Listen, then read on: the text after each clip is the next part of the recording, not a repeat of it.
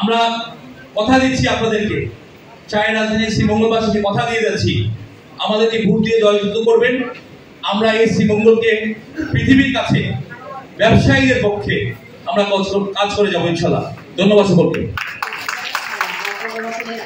যে পারিবারিক কোনো হিস্ট্রি ছাড়াই প্রায় 54% নারী এখন বিভিন্ন রকমের ফ্যাশন, স্বাস্থ্যসেবা, শিক্ষামূলক পরিষেবা এবং পরিবেশ বান্ধব পণ্য উৎপাদনে ওরা কিন্তু সক্রিয় আছে। আমরা যেটা বলছিলাম অনলাইন অফলাইনে আমাদের কাইনা হাটের মতো উদ্যোগে শুধুমাত্র মহিলাদের জন্য বাজারের কিন্তু বিশেষ সুবিধা রয়েছে। এছাড়াও স্থানীয় হস্তশিল্প ও কৃষি উৎপাদনে মহিলাদের অংশগ্রহণ বাড়ছে।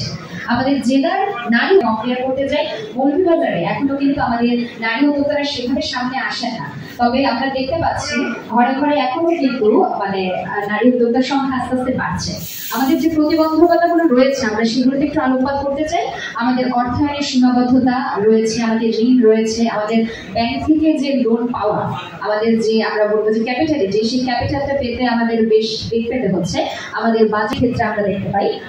এছাড়া দক্ষতা ও প্রশিক্ষণের অভাব রয়েছে। হ্যাঁ, অবশ্যই যে প্রশিক্ষণ ছাড়া আসলে কিন্তু ব্যবসা বলেন বা যে কোনো কিছুই আমরা আসলে সঠিকভাবে করতে পারি না।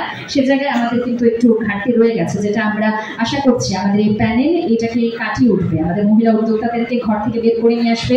দক্ষতা ও প্রশিক্ষণের অভাব, সামাজিক ও সাংস্কৃতিক বিভিন্ন বাধা রয়েছে, চলাচলে এবং পারিবারিক দায়িত্ব।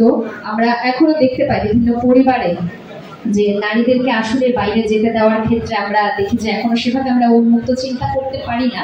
আমরা আশা করছি যাতে নারীরা ওনাদের নিজেদের গৃহস্থান